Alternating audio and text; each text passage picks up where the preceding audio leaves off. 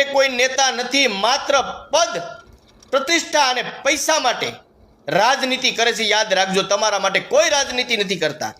અને એ નેતાને જ્યારે જરૂર પડે તાલુકાની અંદર કે જિલ્લાની અંદર મોટી સભાનો મેવાડો કરવાનો હોય, માણસો ભેગા કરવાના હોય, ત્યારે આવા નેતા, આ જે સાપલુસી કરતા નેતા સરકારની, એના પણ સાપલુસી કરવાવાળા આપણા ખેડૂતો ટેમ્પા, ટ્રેક્ટરો, બસો અને ક્યાંયથી માણા ભેગા ન થાય તો મજૂરને પણ લઈને જાય છે. મિત્રો, આવા લોકોને ખરેખર તમારા નેતાને પૂછો. તમે તો માણસોનો મેવાડો ભેગો કરીને તમે એને જીતાડી દીધા. એ તો રાજ મહિના કરવા, સત્તા મહિના કરવા, સંપત્તિ ભેગી મહિના કરવા, પણ તમે શું કરો છો ને તમારા માટે એને શું કર્યું? એ સવાલ કરવાની તમારી હિંમત નથી, કારણ કે તમે ગુલામ બની ગયા છો. એ રાજનેતા પણ સરકારના ગુલામ છે અને તમે આ રાજનેતાના ગુલામ છો. યાદ રાખજો. અને આપણી આ સરકાર 2022